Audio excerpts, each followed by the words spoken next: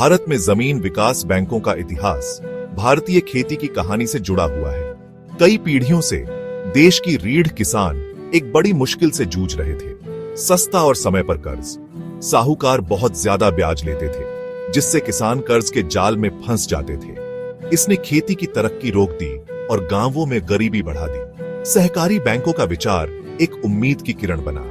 इसका मकसद था किसानों को एक ईमानदार और पारदर्शी आर्थिक मदद देना, ताकि वो अपनी जमीन में निवेश कर सके और अपनी जिंदगी बेहतर बना सके। यही जमीन विकास बैंकों की शुरुआत थी। ऐसे संस्थान जो खासतौर पर खेती के लिए लंबी अवधि के कर्ज देने के लिए बनाए गए थे। भारत में जमीन विकास बैंकों का सफर 20वीं सदी की शुरुआत में शुरू हुआ। पहला भूमि बंधक बैंक 1922 में पंजाब में स्थापित हुआ, जो खेती के लिए संस्थागत कर्ज की दिशा में एक बड़ा कदम था। अगले कुछ दशकों में ये संस्थान, जिन्हें बाद में जमीन विकास बैंक कहा गया, पूरे देश में फैल गए। 1930 और 1960 के बीच खेती के उत्पादन को बढ़ाने में इनके महत्व को समझते हुए इनकी स्थापना में तेजी आई। आजादी के बाद सरकार ने ग्रामीण विकास के अपने लक्ष्य को हासिल करने में जमीन विकास बैंकों की महत्वपूर्ण भूमिका को पहचाना। इनकी कार्यक्षमता को मजबूत करने और देश के दूर दराज के इलाकों तक इनकी पहुंच बढ़ाने पर ध्यान दिया गया। जमीन विकास बैंकों का एक स्पष्ट उद्देश्य था किसानों को पूंजी गहन निवेश के लिए लंबी अवधि के कर्ज देना, जिससे कृषि उत्पादकता और आय बढ़े। ये कर्ज, जो आमतौर पर 5 से 20 साल की अवधि के लिए दिए जाते थे, किसानों को कुआं खोदने, सिंचाई विकास, भूमि सुधार और आधुनिक कृषि मशीनरी खरीदने जैसे भूमि सुधार परियोजनाओं को शुरू करने में मदद करते थे।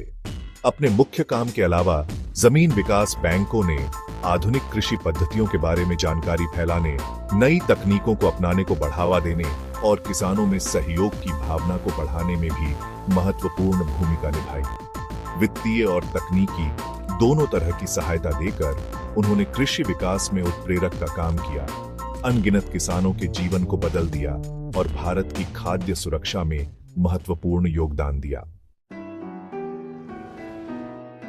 जमीन विकास बैंकों के वित्तीय संसाधन मुख्य रूप से डिबेंचर नामक लंबी अवधि के बॉन्ड जारी करने से आते थे। जमीन के गिरवी रखकर सुरक्षित किए गए ये बॉन्ड स्थिर और लंबी अवधि के रिटर्न चाहने वाले निवेशकों को आकर्षित करते थे। डिबेंचर के अलावा इन बैंकों को राज्य सरकारों और भारतीय रिजर्व बैंक जैसे शीर्ष संस्थानों से भी वित्तीय सहायता मिलती थी। समय के साथ चुनौतियां सामने आईं। 1982 में नाबार्ड, राष्ट्रीय कृषि और ग्रामीण विकास बैंक की स्थापना ने कृषि ऋण में एक बड़ा बदलाव लाया। जमीन विकास बैंकों के लिए एक पुनर्वित्त एजेंसी के रूप में नाबार्ड की भूमिका ने उनकी स्वायत्तता और काम करने के तरीके पर सवाल उठाए। बढ़ते बकाये, राजनीतिक हस्तक्षेप और कुछ मामलों में व्यावसायिकता की कमी ने कुछ जमीन विकास बैंकों के कामकाज को प्रभावित किया। इन चुनौतियों को समझते हुए सरकार ने इन संस्थानों को पुनर्जीवित करने और मजबूत करने के लिए कई सुधार के कदम उठाए। इन उपायों में पुनर्पूंजीकरण, ऋण पुनर्गठन और बेहतर नियामक निरीक्षण शामिल है। अब इनकी वित्तीय सेहत, प्रशासन और संचालन क्षमता में सुधार लाने पर ध्यान केंद्रित किया जा रहा है, ताकि भारतीय कृषि के बदलते परिदृश्य में उनकी प्रासंगिकता बनी रहे।